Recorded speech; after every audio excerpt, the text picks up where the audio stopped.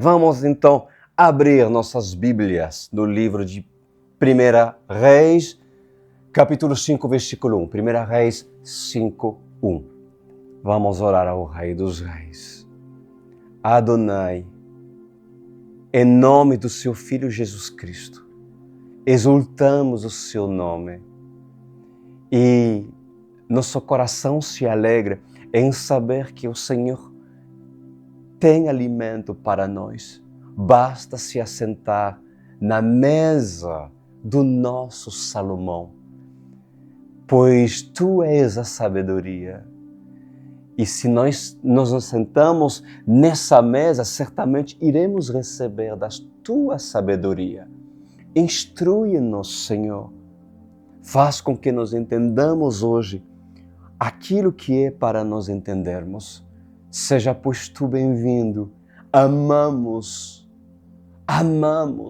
a sua pessoa, Yeshua. Amamos sua pessoa, Espírito Santo. Amamos sua pessoa, Pai Celeste. Em nome de Jesus. Amém e amém. Bênção. 1 Reis 5:1, nós vamos falar sobre os preparativos para a construção do templo. É tempo de Salomão construir o templo e nós vamos ver que Deus vai usar pessoas, às vezes, pessoas que nunca imaginaríamos que poderiam ser usadas para o propósito de Deus. Mas Deus usa quem Ele quer.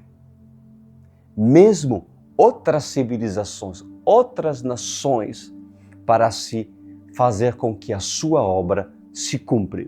Diz a palavra, quando Irão, rei de Tiro, olha um personagem, Irão, rei de Tiro, usado por Deus.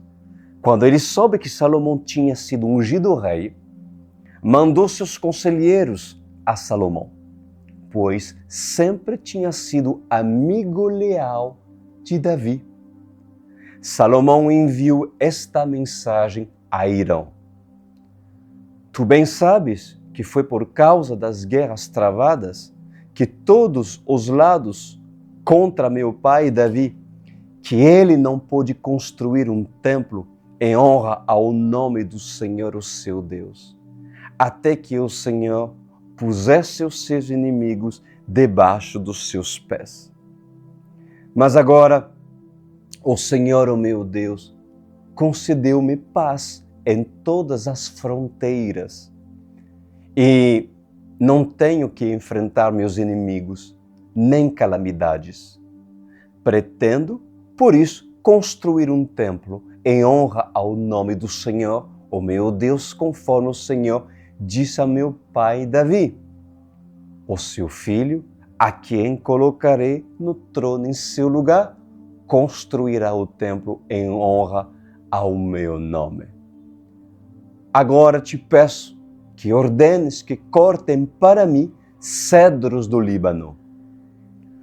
Os meus servos trabalharão com os teus, e eu pagarei aos teus servos o salário que determinares.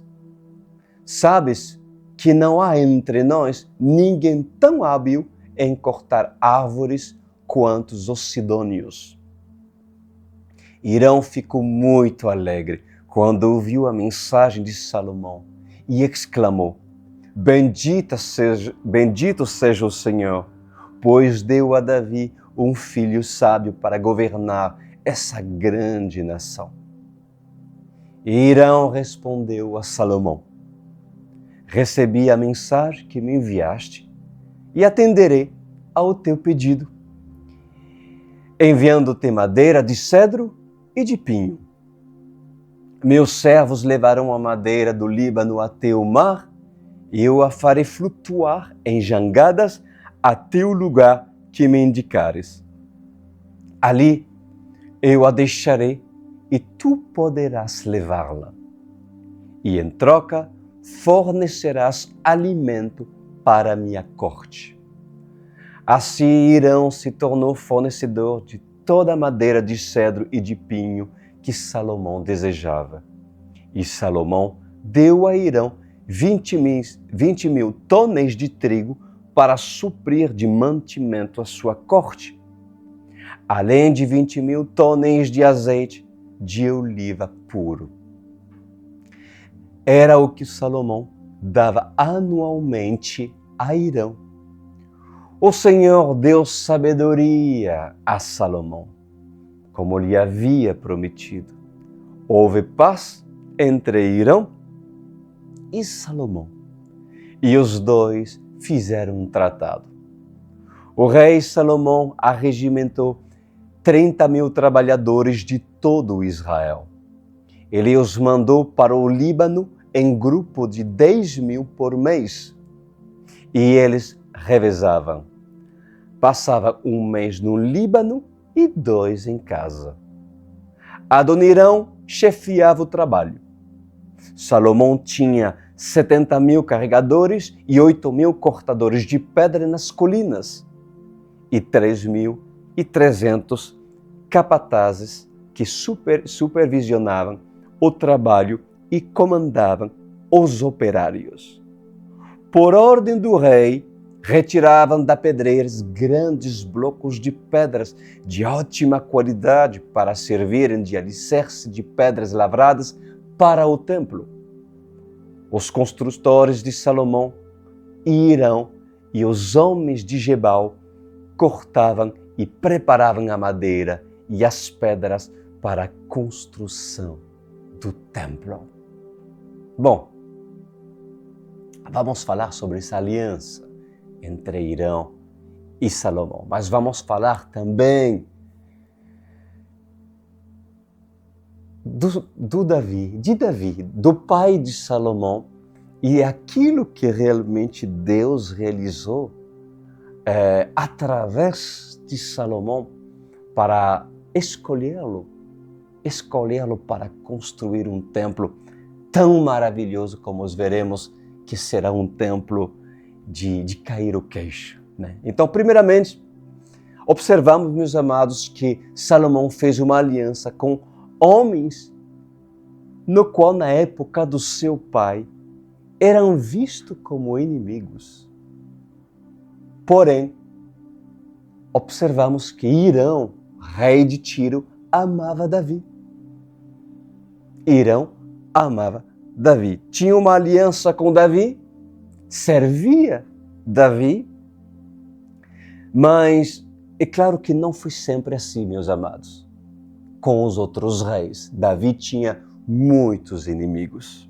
Era necessário para o cumprimento da missão, do propósito que Deus tinha para Davi, que Davi se tornasse um guerreiro a derramar muito sangue.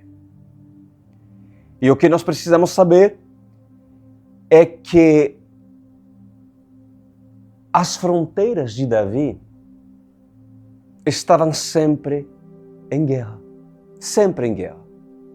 Desde muito jovem, Davi lutou em favor de Israel, lutou também a favor do governo de Saul.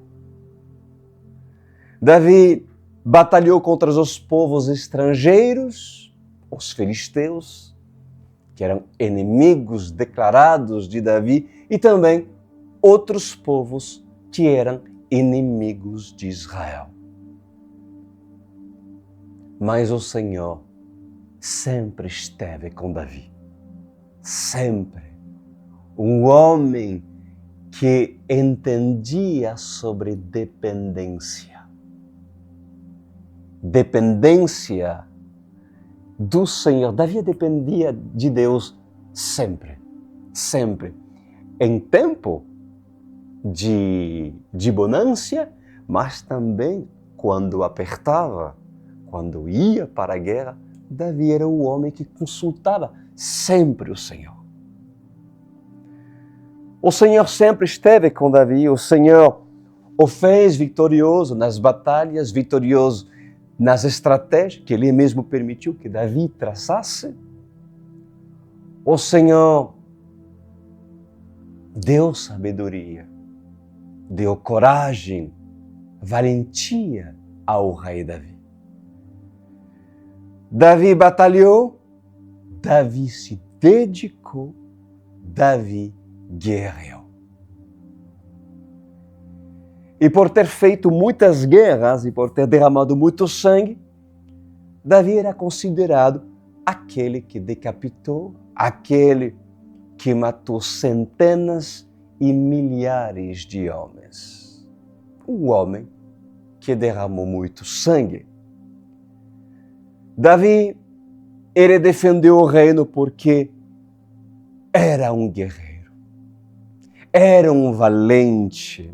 A espada sempre estava na mão direita de Davi e o seu escudo sempre estava na sua mão esquerda. Davi não fechava os olhos para dormir. Quando ele fechava o olho, abria o outro olho. E quando abria um olho, fechava o outro olho.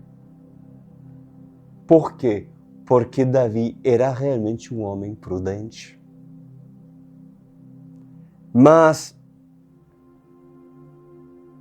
também Davi tinha consigo a adoração. Era um adorador por excelência. Davi era um homem reto e fiel ao Senhor, mas suas falhas proporcionaram para Davi e sua casa consequências. Davi pagou muito caro por causa das decisões erradas que já temos visto já várias vezes dentro dos estudos que o Senhor nos proporcionou nesse ministério. Mas Davi permaneceu fiel, Davi permaneceu firme até o final da sua caminhada. Agora, Salomão, ele teve seu reinado ameaçado. Adonias, lembra-se, o seu irmão, tentou usurpar o trono, reuniu os sacerdotes, reuniu os chefes de guerra para tentar tirar de Salomão o próprio governo.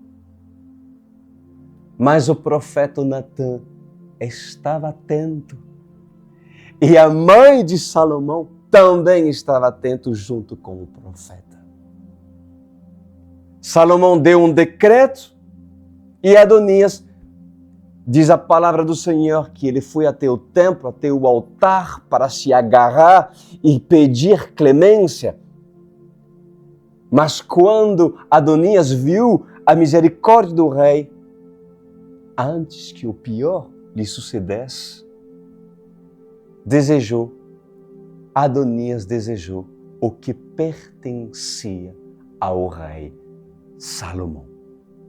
E ali não foi bem recebido por parte de Salomão. Por acaso, a sunamita não pertencia ao rei Salomão? Tudo que Davi deixou não pertencia ao rei Salomão? Pois assim diz o Senhor dos Exércitos nessa noite. Em verdade, há aqueles que têm inveja quando vê Davi prosperar. Aqueles que não estão felizes com aquilo que Davi conquistou, ou com aquilo que Salomão tem de herdar. Há pessoas que não são felizes de ver os outros prosperarem. Por isso que Salomão, ele teve que agir. E precisou defender a sua posição de autoridade sobre o governo. E o que Salomão fez?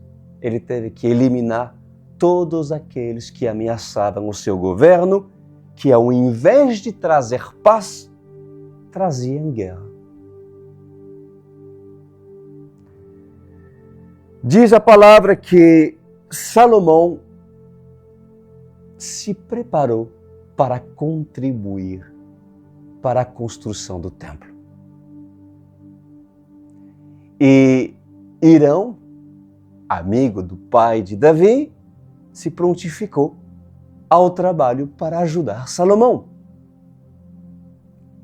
E aquilo que Hirão ganhava durante o ano inteiro, Salomão decidiu recompensá-lo pelo período de trabalho, em troca do cedro e do pinheiro, que era aquilo que Hirão tinha para oferecer. Pois assim diz o Senhor dos Exércitos, em verdade, eu levanto o rei de Tiro e de Sidão para, se necessário, contribuir com a obra da minha casa. Aleluia, Senhor. Pois a obra da minha casa não vai parar, diz o Senhor. Eu levanto reis estrangeiros para reconhecer que Salomão tem boas intenções.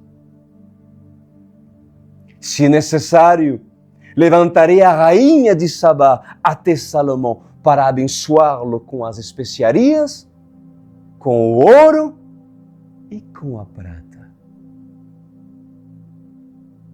Pois assim, continua dizendo o Senhor, eu sou o Alfa, eu sou o Ômega, sou o princípio e sou o fim, e não deixarei os filhos de Davi na minha casa, na casa de Davi, mendigarem o pão. Enquanto eles reconhecerem que Davi é rei, não deixarei os filhos de Davi mendigar o pão, diz o Senhor.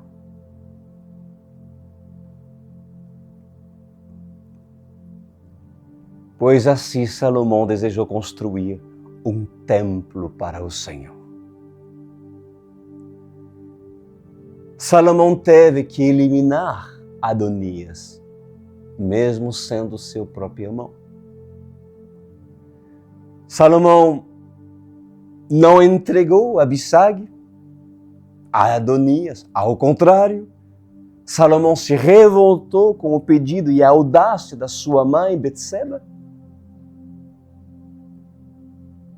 Por acaso, Joabe não traiu a confiança de Salomão?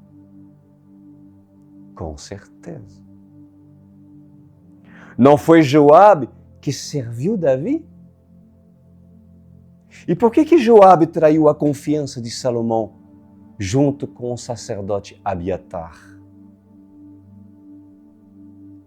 Qual benefício Joabe teria no reino após a morte de Davi? Já pensou?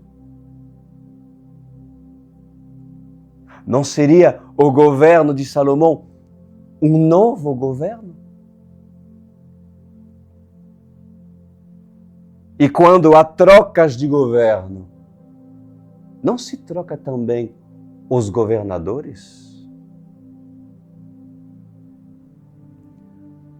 Durante tempos, Joabe e Abiatar comiam na mesa de Davi.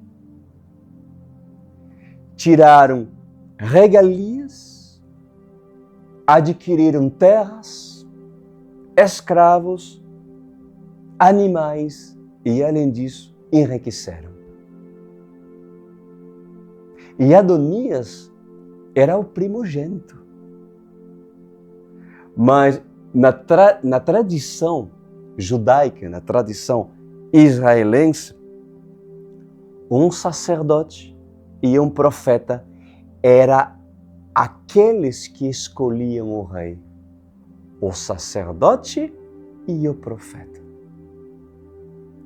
Por isso que Adonias, a Bíblia fala que ele reuniu um sacerdote e um chefe de exército. Mas faltava alguém com Adonias, um profeta. E aonde estava o verdadeiro profeta? Natã, estava em Jerusalém. Natã estava no trono de Davi. Estava do lado da verdade. Natã não se vendia.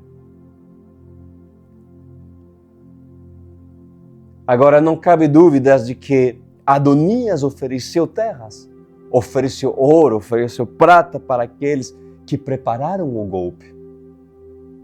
Inclusive, o rei Davi, diz a palavra do Senhor que ele não tinha conhecimento do que estava acontecendo, já estava em idade avançada, e quem cuidava de Davi era Abissai, uma jovem sunamita formosa.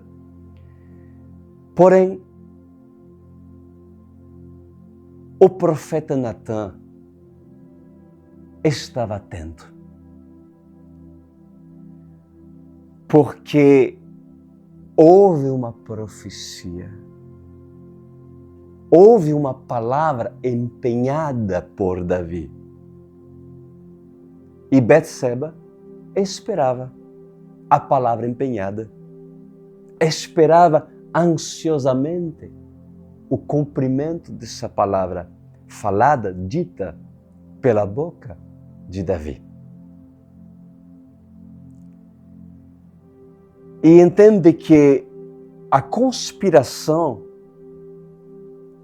escuta isso, a conspiração, amada igreja, ela pode vir de dentro da casa de Davi.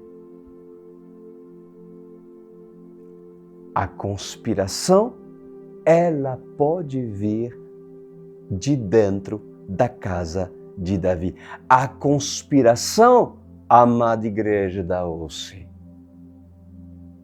ela pode vir de dentro da casa, da igreja, da nossa igreja. Traidores podem se levantar. Mercenários podem se autopromover.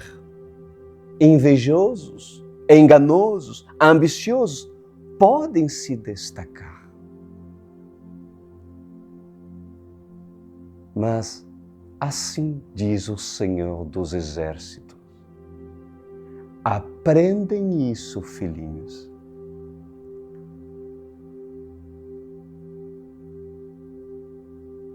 Cuidado quando prometo algo e eu compartilhas com Adonias. Cuidado quando eu prometo algo, diz o Senhor, mas o compartilhas com Adonias. Não vos enganem. Adonias sempre desejou e sempre vai desejar o trono, a sucessão do governo do rei. Não vos engane, porque Adonias faz parcerias, Adonias faz acordos, inclusive com aqueles que Davi um dia confiou.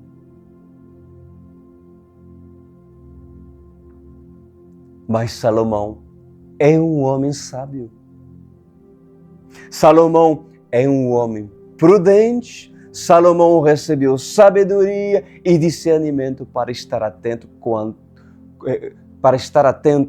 contra as intenções de Adonias. Adonias queria o reino, simplesmente dominar. Pois em verdade, diz o Senhor, nos últimos dias, Adonias vai se revelar.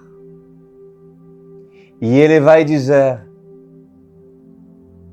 eu fui desde o princípio o primogênito. E o que aconteceu? Tiraram de mim essa primogenitura e a deram a um que se tornou um com todos. O Adonias que está por vir vai reivindicar o reino e reclamar daquele que se tornou um e um por todos. Que profundo quando o Senhor fala. Essa adonia é o anticristo que vai reivindicar a adoração do homem. Vai reivindicar os governos da terra e o domínio. Vai reivindicar a autoridade que foi lhe concedida. O anticristo arquitetará parcerias com homens da casa de Israel, do exército do governo. Ele só não terá apoio, sabe de quem? Dos verdadeiros profetas. Mas do falso profeta, ele terá apoio. Enquanto Davi não está vendo, diz o Senhor, ele já está se preparando para assumir o trono. Pois em verdade, eu vos digo, em tão breve e tão próximo, o trono de Pérgamo será novamente o trono de Satanás.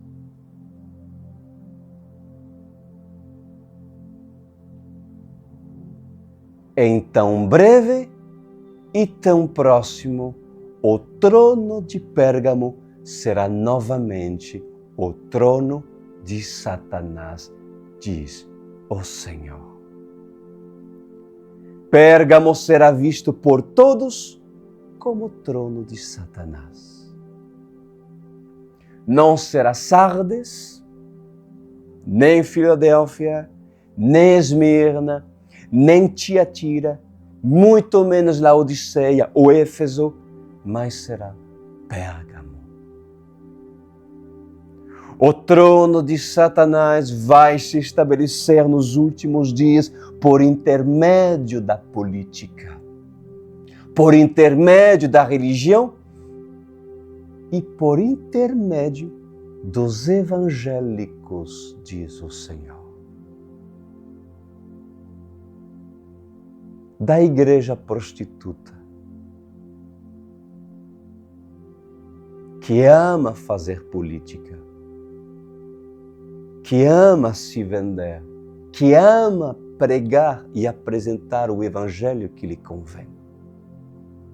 Pois nos últimos dias, a igreja evangélica vai se vender e já está se vendendo. Pois assim continua dizendo o Senhor.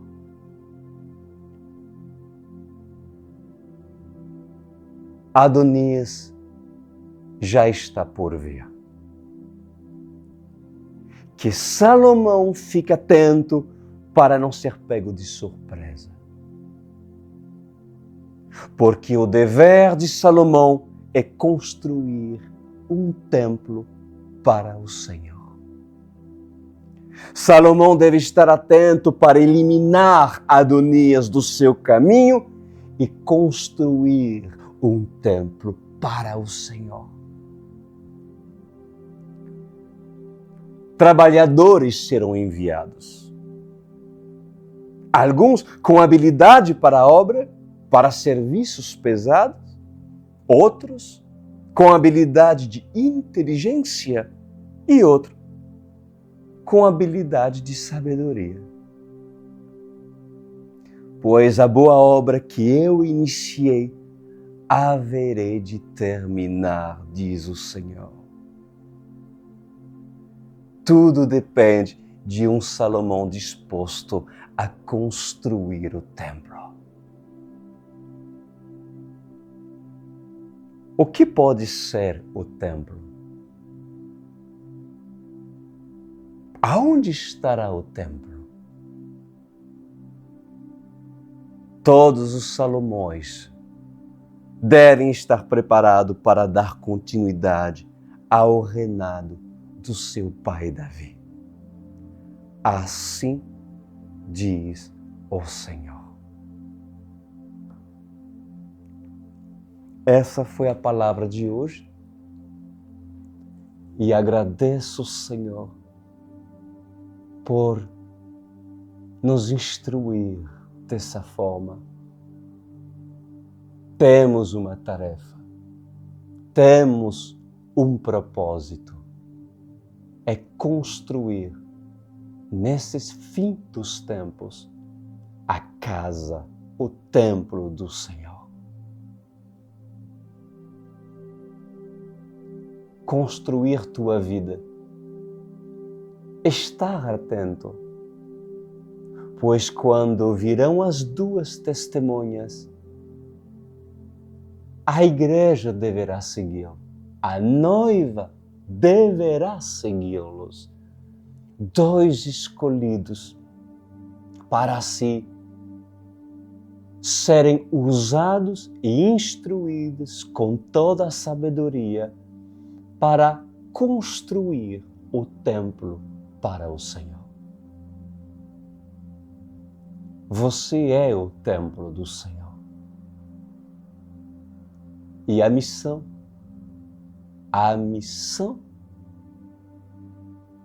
de Natã, a missão de Zadok, a missão de Salomão,